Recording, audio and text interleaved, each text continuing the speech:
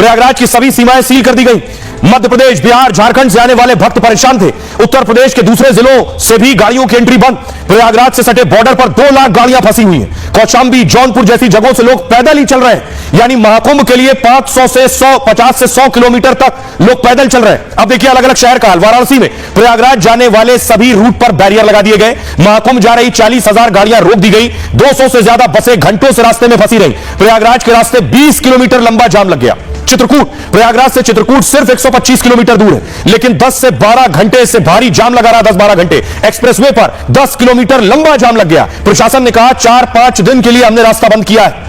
मिर्जापुर, महाकुंभ में इतनी भीड़ बढ़ी कि मिर्जापुर रूट जाम हो गया। मिर्जापुर में 10,000 से ज्यादा गाड़ियां रोक दी गई। कल रात से निकले हजारों लोग अब तक नहीं पहुंचे हैं। प्रशासन लोगों से अभी प्रयाग न आने और जाने की अपील कर रहा है। इसके बाद कुछ लोगों ने मिर्जापुर में ही गंगा में स्नान कर लिया है, लेकिन बहुत से लोग 12 घंटे से जाम में फंसे हुए हैं। रीवा, मध्य प्रदेश से महाकुंभ जाने वाले लोग रीवा से होकर जाते हैं, लेकिन रीवा बॉर्डर पर 50,000 गाड़ियों को रोका गया। रीवा से प्रयागराज के रास्ते में 15 किलोमीटर लंबे जाम की खबर है। लाखों लोग 20-20 घंटे से रास्ते में फंसे हुए हैं और ना वो घर लौट पा रहे हैं और ना महाकुंभ आ पा रहे हैं। ये हालात है। हाईवे पर पुलिस और मेडिकल स्टाफ लगाया गया है। तो ये स्थिति इस वक्त बनी हुई थी।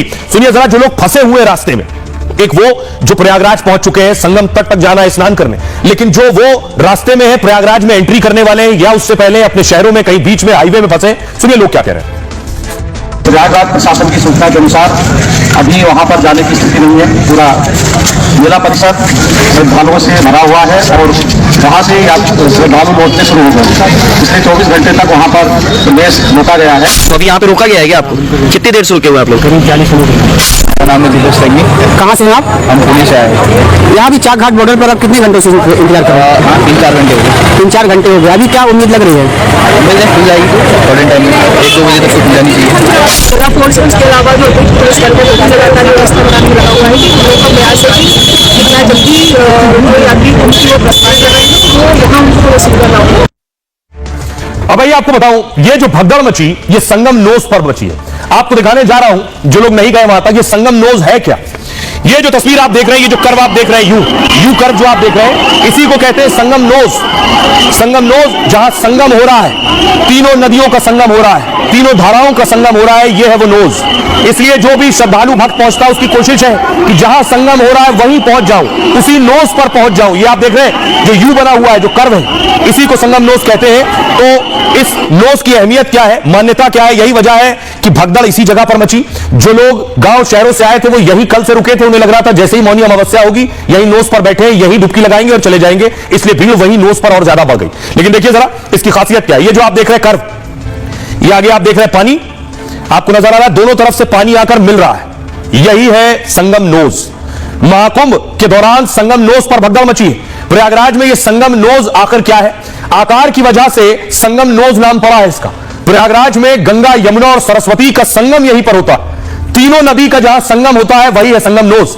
गंगा, यमुना और अदृश्य सरस्वती का संगम होता है। यहां दोनों नदियों का पानी अलग अलग रंग में दिखाई देता है। यमुना का पानी जहां हल्का नीला होता है, वहीं गंगा का पानी हल्का मटमैला दिखाई देता है।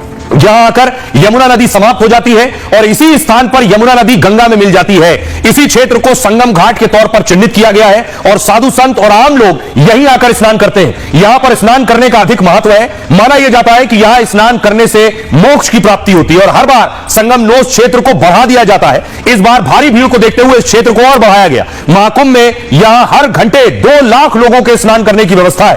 पहले यहां हर घंटे 50,000 लोगों के स्नान की व्यवस्था थी, लेकिन उसे बढ़ाकर 2 लाख किया गया। आइए अब आपको सुनाता हूं, सुनिए जरा साधु संत क्या कह रहे हैं। श्री धैर्यपूर्वक सब स्नान करें, ध्यान करें, जब तप करें। निश्चित रूप से इस कुंभ का, इस अमृत पर्व का जो अमृत है उसके भागीदार। अमृत राजसी शाही स्नान में जो यति है, महात्मा है, सन्यासी है, हमारे सभी हजारों हजार लाखों लाख करोड़ के करीब सन्यासी हैं, जो साधु संत 13 अखाड़ों के जो महापुरुष हैं वो स्नान करके अपने को सौभाग्यशाली मानते हैं। आज हमारा जो स्नान हुआ अत्यंत दिव्य हुआ और भव्य हुआ, विशाल हुआ। इसके लिए मैं उत्तर प्रदेश सरकार और केंद्र सरकार को पुनः बधाई देता हूं। जब हम अखाड़े स्नान के लिए निकलते हैं और परंपरा है, जितने भी लोग यहाँ आते हैं नागाओं को देखते हैं, संतों को देखते हैं, संत कैसे निकलते हैं, संतों का क्या भाव है, क्या स्वभाव है, कैसे संत है, कैसे शंकर जैसे दिखते हैं, हरि जैसे दिखते हैं। है। देखिए हमारा जो भारत है, यहाँ आस्था है, श्रद्धा है, विश्वास है, और संतों को यहाँ ऋषि मुनि माना गया है, देवता माना गया है। विधान तो यही है कि मौन रह करके और भगवत स्मरण करते हुए स्नान किया जाए। बहुत ही दिव्य और भव्य है, और जो लोग दर्शन कर रहे हैं वो परम सौभाग्यशाली हैं, चाहे वो मौके पर मौजूद है, नहीं तो दूरदर्शन और आपके टीवी चैनल के माध्यम से जो देख रहे हैं वो सभी पीढ़ी ही पूरे वर्तमान की भाग्यशाली। तो जहाँ पर है, जिस तट पर है, वहीं पर सब स्नान करें। सामूहिक स्नान को हमने रद्द किया है, स्नान सब करेंगे, लेकिन अब जहाँ जगह मिले वहीं स्नान करें। अगर आप महाकुंभ जा रहे हैं, जाने की सोच रहे हैं, प्लान कर रहे हैं, तो जरूरी जानकारी आपको बताऊं कि भगदड़ से कैसे बचना है आपको। जब इस तरह की भगदड़ आए, ऐसे हालात बन जाए, तो क्या करें।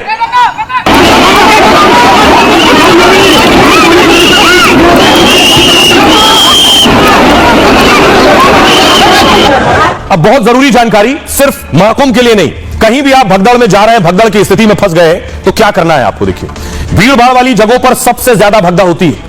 महाकुंभ में तो श्रद्धालुओं की संख्या करोड़ों में है। ऐसे में भगदड़ जैसे हालात बनने लाजमी है।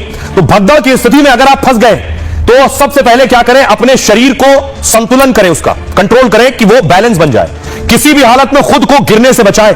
गिरने की स्थिति में क्या होता है, बाकी लोग कुचलते हुए आगे बढ़ जाते हैं, जो गिर गया फिर वो उठ नहीं पाता है।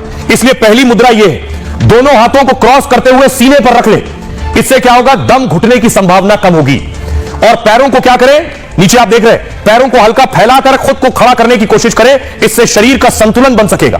और कभी भी भीड़ के विपरीत जाने की कोशिश ना करें, उल्टा साइड में अगर कोई दीवार है या फिर कोई खंबा, कोई बैरिकेडिंग आपको दिख रही, तो उसे पकड़ लें और वहीं खड़े हो जाएं। भगदड़ की स्थिति में चीखने चिल्लाने से बचें। दूसरे को धक्का मारने में अपनी ताकत, अपनी ऊर्जा बर्बाद ना करें। और भगदड़ की स्थिति में दहशत और पैनिक में ना आए। खुद को शांत रखने के लिए गहरी सांसें लें। भगदड़ की स्थिति में अफवाह से भी जरूर बचें। ये सारी चीजें, सारे उपाय आपको करने हैं भगदड़ की स्थिति में। सुनिए जरा डीआईजी क्या कह रहे हैं। स्थिति ठीक है। आज जो सुबह घटना हुई, उसका यद्यपि हम लोग अभी सारे कारण दिखा रहे हैं। जो आज की जो घटना थी, संभवतः उसका कारण ये रहा कि पब्लिक का चूंकि प्रेशर बहुत ज्यादा था। आज कुंभ में 10 करोड़ का आंकड़ा जो पार हुआ है आने वालों का, तो भीड़ का प्रेशर इतना था कि किसी संभवतः गेट पे, चेंजिंग रूम की गेट से किसी के पैर टकराने की वजह से वो गेट गिर पड़ा और एक भीड़ के हिस्से पे गिरा, जिसकी वजह से पैनिक वहां पे हो गया। और पैनिक पब्लिक पे जब गेट गिरा तो उसकी वजह से ये हादसा हुआ। अब सवाल ये